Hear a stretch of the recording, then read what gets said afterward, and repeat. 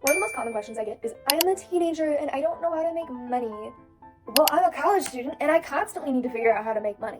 Here is the start to the business process and how to make money wherever you are in your life. Step 1 in creating a business is idea generation. In this stage, we are just figuring out, what are you passionate about? What are you skilled in? What can you offer to the table? What I want you to do is I want you to make a list of every single thing that you are passionate about, you are interested in, every single skill you have, even if it's like a barely bare skill, write it down. After you've written everything down, I want you to think and find a problem. Now, this could be like a little nuance in your life. I want you to think to yourself, what are the problems that your community is facing? And how can you address them with your skills/interests? Now, problems don't have to be complicated. I've actually seen a bunch of people figure out problems that people didn't even know were problems until they found a solution to said issue. Problems are found in the areas where people are not going to. We had this dude that came into our class and he talked to us. And this man ran a porta potty cleaning company. His advice was to go the way that no one else is going.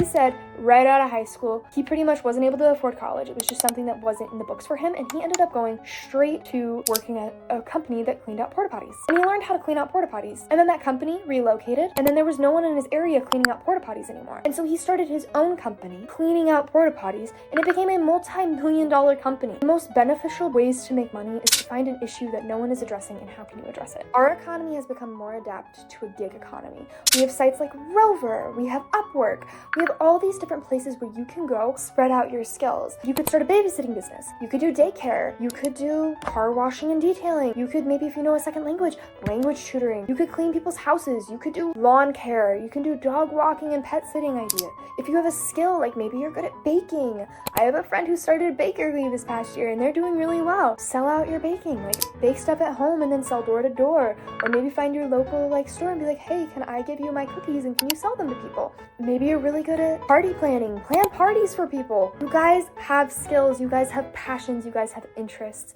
Offer those up for people. I grew up in a really small town, so when it came to generating money or earning money, even as a teenager, you either had to go to the city to get a job and drive a ways, or you had to get really creative with what you did within your small town to make money. Once you have developed a business idea, you need to then start looking into market trends.